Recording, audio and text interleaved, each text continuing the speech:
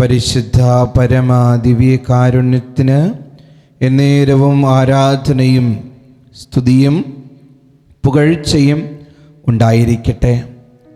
ഉറങ്ങുന്നതിന് മുമ്പ് ഈശോയെ നിങ്ങളുടെ നയനങ്ങളിലൂടെ നിങ്ങൾ ദർശിച്ചുകൊണ്ടിരിക്കുക. ഈശോയെ നിങ്ങളുടെ ഹൃദയത്തിലേക്ക് നിങ്ങൾ സ്വീകരിച്ചു കൊണ്ടിരിക്കുക. നിങ്ങളുടെ ജീവിതത്തിൻ്റെ രാജാവായി നിങ്ങൾ ക്ഷണിച്ചു കൊണ്ടിരിക്കുക. അതുകൊണ്ട് സ്വസ്ഥമാകുക, ശാന്തമാവുക. ഞാൻ ദൈവമാണെന്നറിയുക. വചനം പറഞ്ഞതുപോലെ ശാന്തമാവുക. നീ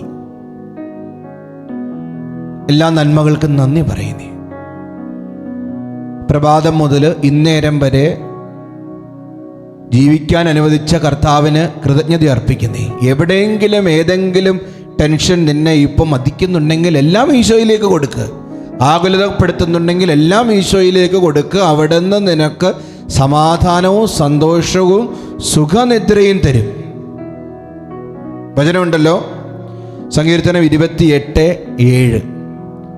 കർത്താവ് എൻ്റെ ശക്തിയും പരിചയമാണ്, കർത്താവിൽ എൻ്റെ ഹൃദയം ശരണം വയ്ക്കുന്നു. കണ്ടോ, കർത്താവ് എൻ്റെ ശക്തിയും പരിചയമാണ്, കർത്താവിൽ എൻ്റെ ഹൃദയം ശരണം വയ്ക്കുന്നു. വേറെ ആരിലും വയ്ക്കണ്ട, കർത്താവിൽ ഹൃദയം ശരണം വയ്ക്കണം. കർത്താവെ, ഞാൻ കടബാധ്യതയിൽ ഉഴലുകയാണ്, ഞാൻ അങ്ങയിൽ ശരണം വയ്ക്കുന്നു. എൻ്റെ കുടുംബത്തിലൊരു സമാധാനം ഇല്ല, അങ്ങയിൽ ഞാൻ ശരണം വയ്ക്കുന്നു.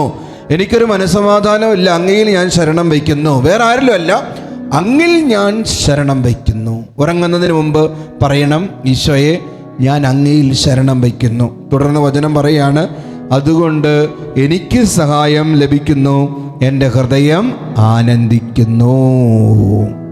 അവിടെ നിന്ന് ഹൃദയ ശരണം വെച്ച് കഴിയുമ്പോൾ എന്ത് സംഭവിക്കുന്നു? അവിടെ നിന്ന് എന്നെ സഹായിക്കുന്നു, എൻ്റെ ഹൃദയം ആനന്ദിക്കുന്നു. അവിടെ നിന്ന് ശരണം വെച്ച് കഴിയുമ്പോൾ ഹൃദയം ആനന്ദിക്കാൻ ഇടവരും. വേറെ ആരിലും വേണ്ട. രക്തസ്രാവക്കാരി സ്ത്രീ 12 വർഷക്കാലം പല വിശുദ്ധന്മാരെയും കണ്ടു, സന്തോഷമുണ്ടായില്ല, സമാധാനം ഉണ്ടായില്ല, സൗഖ്യം ഉണ്ടായില്ല. അവസാനം അവരുടെ ഹൃദയം കർത്താവിൽ ആശ്രയിച്ചു. വസ്ത്രത്തിൻ്റെ വിളിമ്പിൽ അവൾ തൊട്ടു, അപ്പോൾ അവളുടെ ഹൃദയം ആനന്ദിച്ചു. ഈശോയിൽ ആനന്ദിക്കുക. വേറെ ആരിലും ഒന്നിലും ആനന്ദിക്കേണ്ട. അവിടെ നിന്ന് നിന്നെ ഉയർത്തും. ഇന്ന് മെസ്സേജ് ബോക്സിൽ ടൈപ്പ് ചെയ്യണം, ഈശോയെ എൻ്റെ ഹൃദയം അങ്ങയിൽ ആനന്ദിക്കുന്നു. ദിവ്യകാരുണ്യനാഥൻ സുഖനിദ്ര നിങ്ങൾക്ക് എല്ലാവർക്കും നൽകട്ടെ.